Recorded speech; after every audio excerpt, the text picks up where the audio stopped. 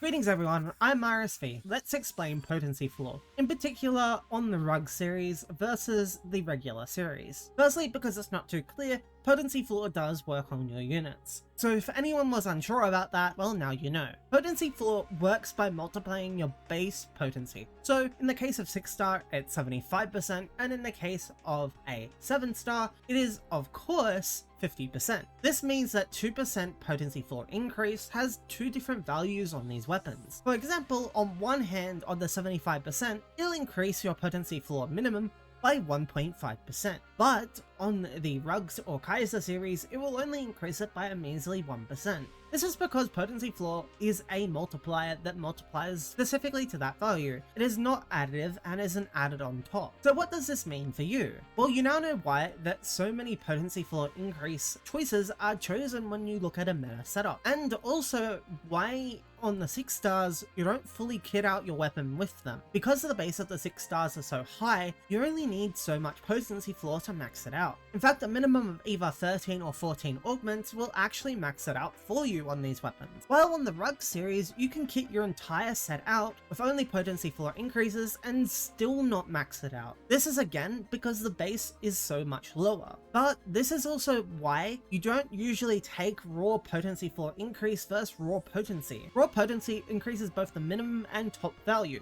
This means that potency will always be stronger versus potency flaw increase. So why do people take Dreadkeeper anyway? Well, the reason for that is kinda simple as well. Tankiness. People don't like getting one shot. The game is just way more fun if enemies don't swat you out of the air. Of course, you don't need to run this option, but people also like having their damage unified. But why does a potency flaw increase build really contribute the most DPS versus a raw potency build? In this case, if potency is always better in every scenario than potency flaw for output. Well, the pure reason for this ends up being is we don't just use potency flaw augments for the most part. We use mixed augments of potency and potency flaw increase. This eliminates the downside of not running potency by obviously running potency. But here's an example. So say you have 4 Mastery 4s, 2 Alt Secreta 3s, 4 Addy Deft, and for the hell of it, Dreadkeeper on your gear. On a 6-star, this will completely max out your potency flaw and you'll get no value for adding more potency flaw. In other words,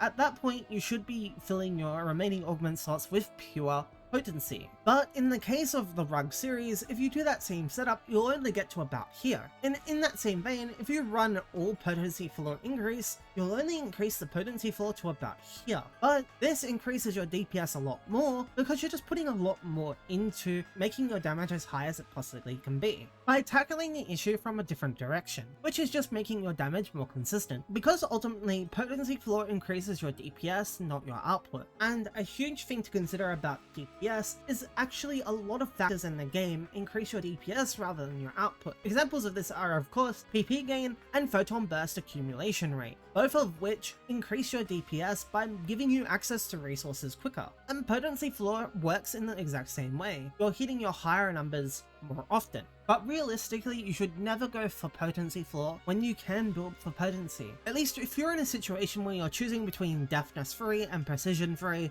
always go for precision 3 in that circumstance. Though there is one last thing to consider about potency flaw when you're talking about competing modifiers. That competing modifier is of course crit rate. And well, crit rate basically works in the exact same way. Whenever you crit, you max out your potency flaw, so your potency flaw roll does not occur. This means that your potency flaw has less value the more crit that you have, but your crit will never lose value to potency flaw just for the reason that your base critical level is always 20% higher than your potency flaw level. This essentially means that you have 2 potency flaw systems working against you, critical rate and potency flaw. Potency flaw of course capping out at 100%, but crit rate capping out at 120%. Of course there are only 2 outcomes for critical rate, where there might be a few hundred for potency flaw. But I hope my guide helped. I've been RSD and I'll see you next time.